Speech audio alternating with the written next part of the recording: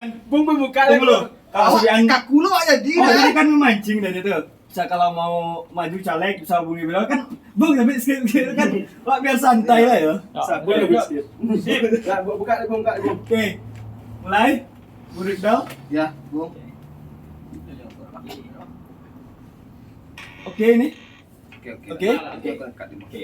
Selamat sore semuanya. Sekarang kita berjumpa lagi ya di acara Cas Nalar, sebuah wadah atau forum bagi kita untuk selalu ya menstimulasi daya pikir kita untuk mencari kebaharuan, berpikir fresh dan lain sebagainya. Dan kali ini kita sudah kedatangan tamu yang spesial ya. Di sini juga ada Bung Jarda ini.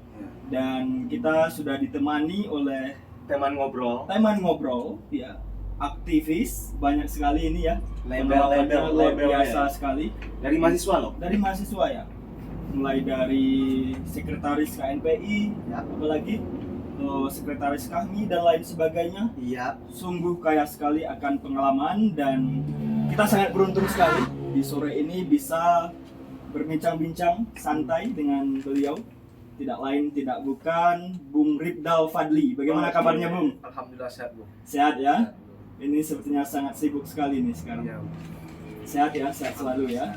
Oke. Oke. Dan kali ini kita akan berbincang suatu isu yang sebenarnya ini ngeri-ngeri sedap nih kalau kita bicarakan. Relate ya. Iya, relate sekali. Tentang Bang. politik dinasti. Itu ya tema besarnya politik dinasti Iya. ya. Oke, sebelumnya Siap. saya minta minta waktu untuk memberi apresiasi kepada teman kita yang sudah meminjamkan ruangannya sangat keren ini, Bung Heri Fadlanadi. Bung Heri Fadlanadi ini punya podcast juga. Oke, mungkin sekian ya apresiasinya. Makasih Bung Heri. Very good job. Oke, Oke, lanjut politik lagi. dinasti. Ini kita tertarik ya saat melihat tulisan yang Bung Rikdal kirim di Cas Nalar. Cas Ya, Nalar Cas kita. Nalar. Ini sangat Itu luar formatnya biasa. blog medium. Kita membacanya sangat tertarik sekali mengangkat tema ini, apalagi sangat relate berkaitan dengan kondisi hari ini. Ya, berjamuran masih terjadi politik dinasti di negeri kita, termasuk di Kabupaten Darmasraya. Saya melihatnya di segala level kekuasaan. Iya. Karena Jadi- kita membiarkannya Iya, gitu. Betul. Apa motivasi Bung Rikdal ini dari tulisan ini? Oke, yang pertama mungkin tertariknya untuk mengangkat tulisan seperti ini.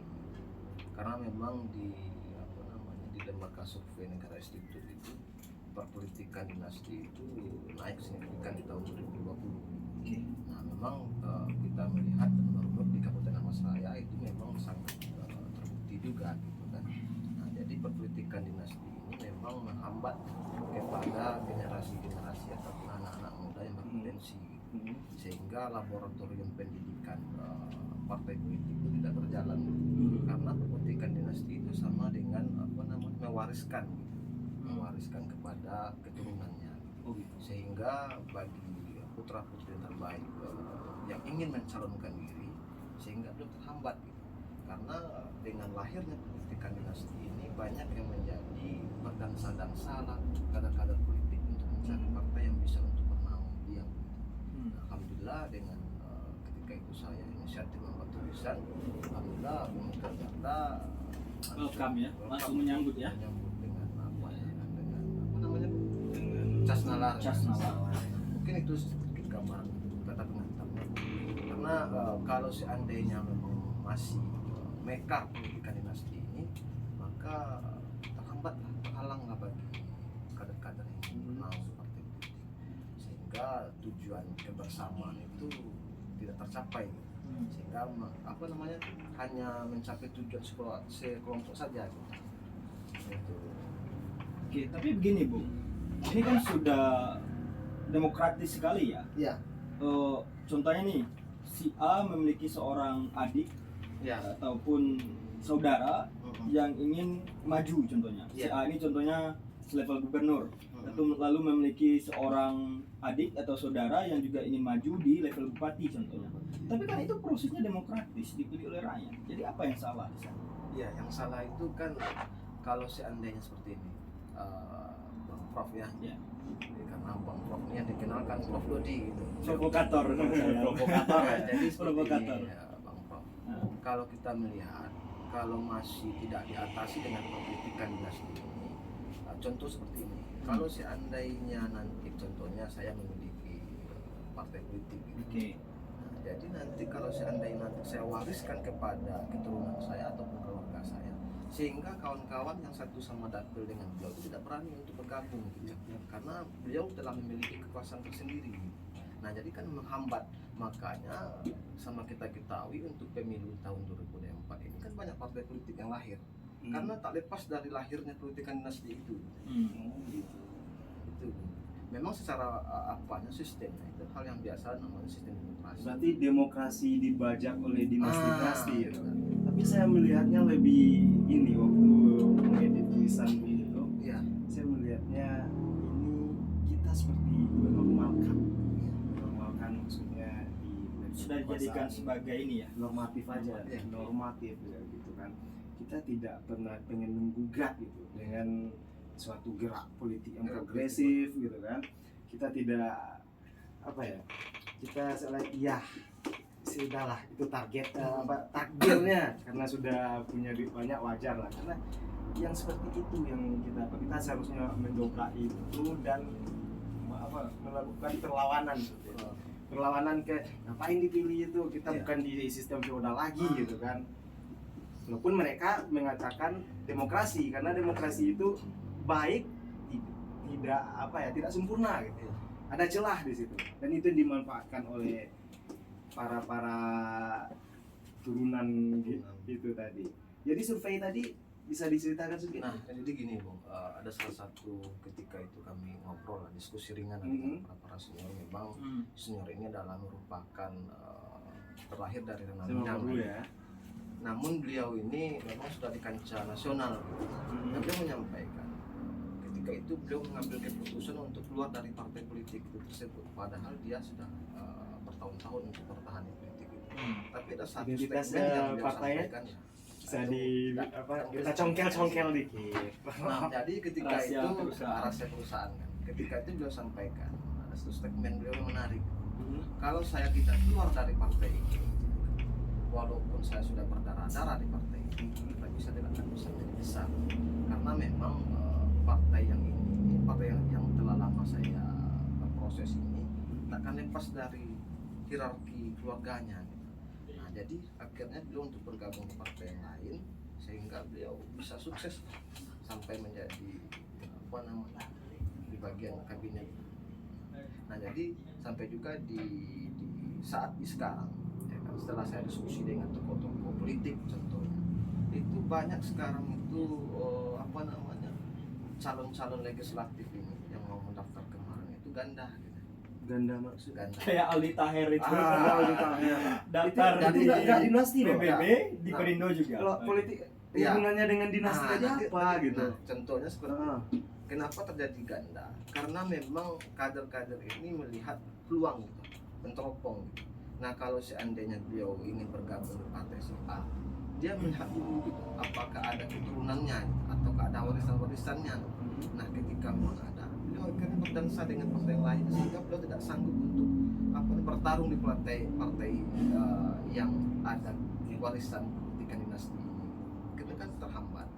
Nah, itu yang pertama. Dan kedua, ketika ada salah satu teman saya lagi, beliau sudah lama di partai politik itu, tetapi dengan hal memang beliau tidak memiliki finansial, tidak memiliki tahta keturunan seperti orang lain, sehingga beliau sudah berdarah. Tetapi ketika ada momentum perpolitikan hari ini, sehingga banyak kader-kader yang memang tidak pernah berproses di partai itu tersebut sehingga dia bergabung gitu. Artinya kan cacat. Yang Artinya kan dimunculkan itu ya. orang yang berduit, yang punya dana besar gitu. Nah, jadi sedangkan dalam partai politik itu kan ada namanya pengkaderan, ada namanya laboratorium pendidikan. Nah, sehingga artinya kan beliau tidak mengikuti proses itu gitu. Jadi ketika memang kalau seandainya dia ditakdirkan nanti menjadi wakil rakyat, sehingga dia tidak melalui proses yang panjang gitu, Instan. instan gitu. Nah, sehingga dia tidak tahu apa yang harus dia kerjakan. karena seluruh partai politik itu tujuan dan visi dan misinya kan sama untuk mensejahterakan rakyat, ya kan? Nah jadi kalau seandainya dia tidak mengikuti pengkaderan, sehingga akhirnya kawan-kawan yang sudah lama di partai ini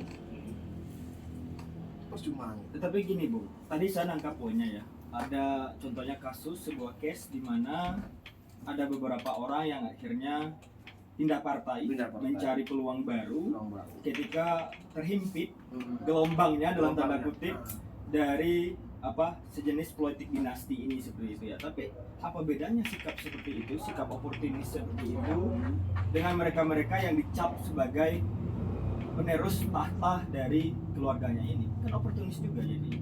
Bagaimana menurut Bung sebagai seorang aktivis ini? Kalau setelah dalam tulisan saya kemarin kan ada namanya solusi yang saya sampaikan. Betul. Nah dalam solusi itu harapan itu ketika partai-partai politik itu memang harus mengambil sikap, mengambil sikap dalam artian yang diusungkan dalam kader untuk dicalonkan itu memang harus mengikuti pengkaderan dulu. Sehingga nantinya kan tidak ada timpang tindih kecemburuan sosial. Berarti gini, nggak apa-apa terah keluarganya sama, tapi harus mengikuti proses. Karena itu nggak bisa kita hindari kan. Orang berduit, punya nama besar keluarganya, itu digait oleh partai-partai. Di situ kita lebih baik tidak mempercayai proses partai politiknya di Indonesia, karena semenjak 1966 setelah partai paling progresif di Indonesia di genocide, itu tidak ada lagi pengkaderan yang keren gitu. Dulu pengkaderannya kalau untuk ada sekolah-sekolahnya Bung, ada sekolah seni, setiap anggota itu memang kreatif, sekolah universitas rakyat ada di situ. Dan setelah 66 itu memang tidak ada loh, karena warisan dari Orde Baru memang membuat perpolitikan kita seperti ini loh. Jadi kalau kita berharap ke partai politik untuk mengubah itu, ya nonsen gitu. Itu yang saya lihat.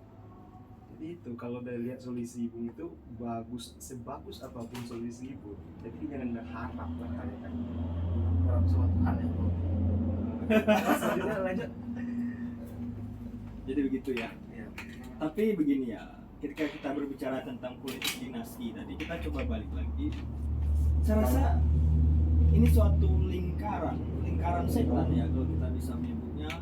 Kenapa kita sebut sebagai lingkaran setan? Karena sangat sulit untuk diatasi sebenarnya, karena kita juga melihat realita di lapangan.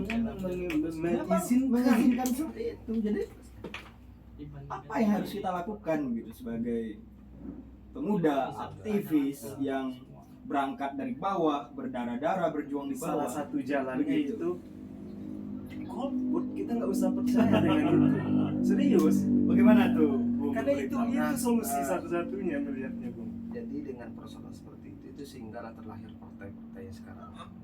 Karena memang kalau dia bertahan di partai itu sehingga nanti dilakukan pertarungan itu kan menghabiskan waktu. Sehingga beliau mengambil sikap untuk membentuk partai yang baru. Tapi kalau saya melihat partai yang baru itu ya Bung, itu setelah Soeharto fasis jatuh ya, itu kayak Prabowo mendirikan Gerindra, kayak tapi akhirnya kan dinasti Soeharto juga kita melanjutkan itu. Salah satunya kita harus memilih jalan yang lebih progresif. Kalau saya lebih bukan progresif, jalan radikal. Ya revolusioner gitu. Soal progresif saya nggak cukup. Ya progresif yang revolusioner. Seperti Indonesia sebelum 1966 itu sangat revolusioner. Kita memang menggunakan kacamata ideologi dalam memandang politikan kita. Bagaimana Bung Rifdal melihatnya? Kondisi tadi. Sorry ya Bung, saya kalau membicarakan partai politik ini saya mengingatkan nostalgia ke tahun sebelum 1966 itu. Jadi ketika ini sudah dijadikan sebagai suatu Ambo rasoda, Ambo kan patang pe Jakarta semua rupiah rendah. Kalau yang berbicara model Koko langsung left Pak Arca. Di left aja tidak usah potong-potong sambil ada pertanyaan left di Facebook gitu. Hasilnya bagus Nawak. live gitu. Live di Facebook Bang Rifdal. Iko lah, kau sementara mah kita finishing sementara. Nah, abis itu left kan tuh di Facebook ya. Rumah Iqbal. Jadi orang bertanya bisa Beko left. dah. Langsung tuh. Left. Nah, abis itu lanjut senta. Gue deh kok. Alah, lanjut. Oke. Terakhir Bung nih, terakhir. Siap bang. Jadi ini kan sudah diterima sebagai kebenaran sebenarnya kalau kita mengatakannya, karena masyarakat juga nggak bisa melakukan apa-apa terhadap politik dinasti ini. Jadi apa solusi konkretnya selain dari partai? Ya Selain pengaderan, Nah, kan solusi konkretnya kita nggak perlu percaya partai politik dan tidak memilihnya gitu. Itu Bu. oke silakan. Solusi paling apa solusinya menurut Bang? progresif. Solusinya itu menurutku. Kita nggak perlu memilih partai karena kita udah dikecewakan berkali-kali gitu. Oke. Itu yang saya lihat, kita masih mempercayai badan yang telah mengecewakan kita berkali-kali. Apakah kita mundur gitu? Sudah berkali-kali dikecewakan, kita masih menerima gitu. Mengapa? Tapi itu kan yang ekstrimnya ya, Yang ekstrim. revolusioner ya. Tapi bagi saya, percaya ya bang. Kasih, iya. Kita beri demokrasi rakyat langsung gitu, seperti gerakan-gerakan progresif di Eropa atau di Amerika Latin gitu. tapi benar sih. Tapi yang paling tepat itu sebenarnya edukasi. Karena begini, kita sebagai masyarakat tidak bisa menghindari Di politik edukasi pun partai Tidak itu bisa. sudah anti edukasi loh. Ya, Kita jujur bukan aja ya. di sini Anti edukasi loh Bung partai itu. masyarakatnya yang harus kita edukasi di bawah.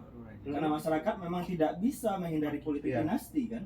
Karena ini sudah disodorkan partai nih. Ya. Sekarang tinggal masyarakatnya bersikap Ya bersikap layak atau tidak. tidak ada yang layak. Terah keluarga ini dipilih dalam proses demokrasi ini. Setuju, Bu Rida? Setuju. Setuju ya? Setuju. Kalau saya Oke. ya itu kalau edukasi masyarakat itu minta demokrasi rakyat, demokrasi langsung. Oke, siap. Ada Nah, lagi? mungkin jadi Oke, silakan. Silakan. Nah, jadi memang ada satu solusi. Jadi solusi ini bisa diimplementasikan kalau seandainya Bawaslu dan KPU pun menerapkan dalam artian dalam persyaratan bakal calon itu harus dituangkan bahwasanya yang calon yang akan mencalonkan diri itu harus ada persyaratan mengikuti laboratorium pendidikan, mungkin bukan nominal berapa tahun dia kaderan, mungkin bisa seperti itu. Nah, itu yang kita gugat selama ini. KPU hanya sebagai penyelenggara Iya. tanpa menjamin proses Termasuk undang-undang pemilu Ya. kita yang ini threshold. harus berkualitas di Iya. sana. Jadi KPU tidak hanya sebagai penyelenggara tapi juga bertindak sebagai melakukan tindakan-tindakan preventif untuk menjaga ini semua. Oke. Ya. Itu yang harus dilakukan Clear. sebenarnya. Ini kan digugat banyak, mulai dari Rocky Gerung, Refli Harun menggugat ini sebenarnya. Itu sebenarnya. Dan politik dinasti tidak bisa kita hindari. Tinggal bagaimana masyarakat menyikapinya seperti itu. Kalau saya menyarankan ya nggak usah dipilih yang mengecewakan kami. Berarti nggak usah dipilih ya. Iya, kita Kalau bidang Mas Raya bagaimana? Kita kontekstualisasikan. Kita konteks ke di Mas Raya ya, Bung. Kalau ya kita lemparkan ke penulisnya dulu dong. Oke, silakan. Gimana penulis? Silakan. Kak, saya berharap kemarin tulisan itu emang berfokus di Mas Raya. Karena Mas Raya ini memang sangat-sangat feodal gitu. Serius loh, Bung. Tolong disensor. Ngapain sensor? No. Ngapain kita pakai kita tidak pernah menerapkan self censorship ya. Tapi Silakan. tidak. Kita sekarang di apa? Ya saya melihat Jadi begini, ada semacam fenomena juga ya di daerah kita sudah menjamur juga. tanpa menyebutkan nama BA. Tanpa menyebutkan nama. Sudah ada beberapa perkenaan malahan yang masif juga terjadi politik dinasti ini. Bahkan 2024 kita memprediksi akan semakin membesar persentasenya. Dan itu bagaimana menurut Bung Rifdal sebagai seorang aktivis, pemuda, intelektual, memberikan semacam point of view, pandangan terhadap masyarakat yang ada di Kabupaten Dharmasraya. Silakan. Kalau untuk pilkada atau pileg ini? Terserah, kita tidak spesifik, yang penting kontestasi politik di Dharmasraya. Silakan. Ada nggak yang di luar nama-nama lingkaran feodal itu yang bisa naik? Kalau untuk saat di Dharmasraya ya, kalau untuk pilkada itu tak lepas dari lingkaran itu. Karena Akhirnya kan kita menerimanya. Nah, kan kita menerimanya kan. Nah, gini Bang, karena alasannya seperti itu. Setelah kita berbincang dengan masyarakat ya. Ya. Nah, jadi masyarakat itu memang ketika datangnya perhelatan pesta lah kan. Memang yang dikatakan itu kan pesta demokrasi kalau menurut masyarakat gitu. Ya pesta uang. Nah, Oh, jadi iya, ya. karena memang dalam momentum pilkada pileg gitu, dan lobby-lobbynya kan ngeri yang memang tak lepas dari namanya finansial. Nah, sehingga kita melihat dari Kabupaten Masraya yang baru yang baru mekar ya kan. Nah, memang secara finansial itu memang tidak belum matang mas secara Oke. ekonominya. Itu kan secara finansial. Kalau secara lingkaran-lingkarannya Nah, itu karena kenapa ada saya nggak? sampaikan seperti Ada tidak lingkaran kayak di gini luar? Bu. Nah, jadi Oke, kenapa oke. saya sampaikan seperti itu? Karena untuk pilkada itu terlepas dari namanya mengusulkan partai. Betul. Tentu untuk melakukan komunikasi dengan partai itu dirinya namanya butuh ongkos Oke. yang sangat besar. Baik. Itu kan sudah kita terima sebagai realita ya, Iya. kenyataan yang tidak bisa dihindari ya. Kalau lu mau maju ya perlu uang. Perlu uang. Dan memang akhirnya disitulah masuknya Iya. politik dinasti tadi kan. Sekarang bagaimana posisi kita sebagai masyarakat nih, contohnya saya masyarakat, bagaimana sikap saya menghadapi situasi seperti ini? Munculkan Kalau calon independen ya, mungkin kamu. kalau menurut masyarakat mungkin kembali kepada diri saya yang Ah. saya sebagai masyarakat. Negara itu telah memberikan kewenangan kepada kita, Oke. ya kan, untuk memilih siapa pemimpin yang dia kan. Oke. Juga memberikan hak kepada kita Kepada untuk kita. memilih untuk tidak memilih. Itu Iya. hak kita juga loh. Tapi kan Bawaslu dan KPU kan menghancurkan kita sebagai Itu kan menganjuran. Dalam hak itu tidak bisa Ya. digugat memilih Siap. untuk tidak memilih. Oke, lanjut. Nah, jadi kan berbeda tuh dengan pemilu yang sebelumnya. Tahun berapa tuh? Yang pemilu yang memang Yang pertama? Ya, pertama. Yang pertama yang Sekarang- PKI menang di tiga besar. Nah, sekarang kan negara telah memberikan kepercayaan Ya. ya kan, bahwasanya yang menentukan pemimpin itu adalah rakyat. Betul. Artinya kan rakyat memiliki kekuasaan paling tertinggi gitu kan. Nah, jadi jangan sampai nanti negara telah memberikan kepercayaan kepada kita, jangan sampai kita gadaikan dengan masalah keuangan gitu. Tetapi Betul. dengan faktor ekonomi memang menuntut masyarakat seperti itu gitu. Karena kita lari dari masalah pileg contohnya kan. Kebanyakan calon-calon dari partai itu memang juga mencari finansial dia bergabung di partai itu gitu. Sehingga masyarakat pun hilang kepercayaannya gitu. Masyarakat menyampaikan seperti ini, beliau itu bergabung di partai itu mencalonkan diri untuk memenuhi kuota, tapi belum mendapatkan uang gitu. Sehingga masyarakat juga seperti ini gitu. Sedangkan beliau mencari uang, apa kita harus juga mencari uang gitu. Nah, jadi hal seperti itulah yang memang susah kita untuk mengubahnya. Edukasi Edukasi masyarakat, seperti no money politik. Atau bisa juga perlu gini, digiatkan ya. diambil aja uang ya, nanti terserah kalian mau milih siapa. Kalau masyarakat yang lapar gimana bro? Ambil aja uang ya. Kalau persoalan itu kan kalau memang money politik ini kan sudah lama. Ya, ambil aja Sudah tapi lama. di kotak suara Mungkin kan rahasia kan. Setiap tahunnya kan memang sudah terjadi money politik. Nah, jadi saya juga pernah menyampaikan pertanyaan ini kepada Bawaslu. Seperti ini gitu. Yang money politik ini, transaksional politik ini dilakukan itu setelah pemilu, setelah pencoblosan. Oh, setelah pencoblosan. Itu ada beberapa manajemen dilakukan strategi politik bagi calon. Nah, setelah beliau mencoblos, beliau Ada buktinya. ada bukti, baru dikasih uangnya gitu. Iya. Apakah masuk transaksi politik atau bagaimana? Gitu. Itu pernah saya sampaikan kepada Jawaban KPU bahwa ya kalau memang ada bukti dan tertangkap nanti kan diproses. ada bukti dan tertangkap, sedangkan bukti yang disimpan lebih simpan rapi ya. lebih rapi. Nah, jadi memang Bawaslu pun sangat berpesan kepada masyarakat karena memang belum meminta bantu kepada kita karena dengan personil Bawaslu sangat sedikit gitu. Contohnya Bawaslu di tingkat kecamatan itu komisionernya hanya 3 orang, sedangkan di tingkat negara 1 orang. Nah, tentu untuk mengawasi partai politik yang sangat banyak memang sangat susah, tak lepas dari perannya masyarakat dan tokoh dari sadar. Mungkin itu memang masalah money politik ini sangat susah gitu kan. Nah, tapi cuma harapan itu memang ada kerjasama dari penyelenggara pemilu dengan partai itu diberikan edukasi kepada calon-calonnya gitu.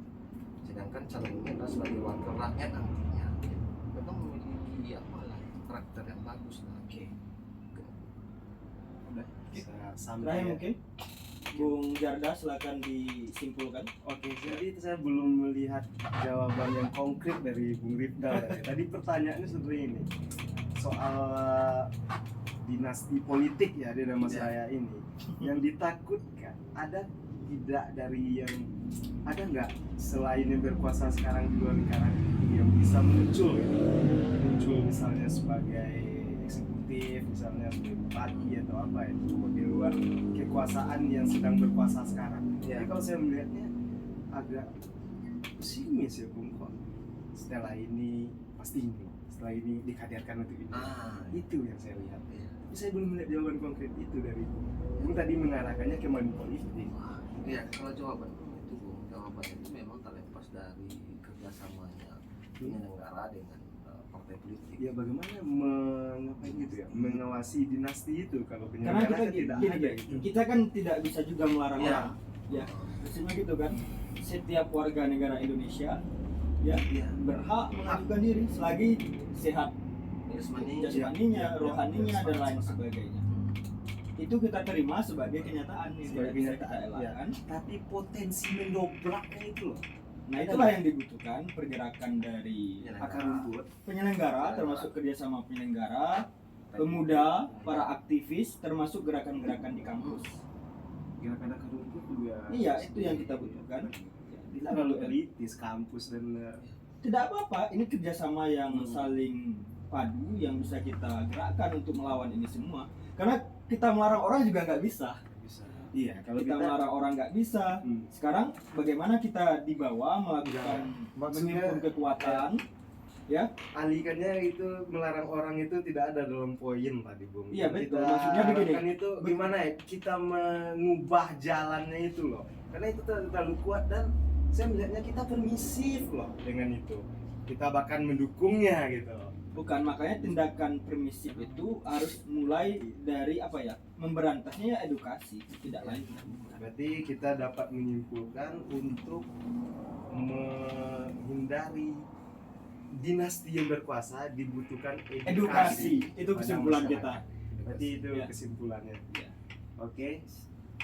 Masih ada? Silakan sudah. Sudah. Saya sudah. Jadi Oke. dinasti berantas dengan, edukasi. Setuju ya Bung Rifdal ya? Oke, terima kasih, silakan ditutup. Oke, terima kasih Bung Rifdal Fadli, aktivis, Oke. intelektual muda dan mas Luar saya. biasa. Calon pemimpin masa Calon depan. pemimpin masa Amin. depan atas waktunya. Mungkin sekian dari Cas Nalar hari ini. Ada berapa menit ya? 30 menit kita ngobrol ya. Iya.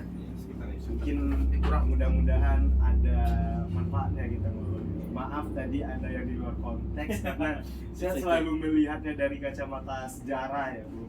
Iya. Sejarah, karena itu ilmu yang basic yang gue pelajari ya. Mungkin sekian ya, terima kasih Bung Rifdal. Oke. Salam. Siap. Sukses selalu. Oke. Selamat dan Sampai jumpa. Sampai jumpa. Ada edit ya, kan ada. Edit dulu.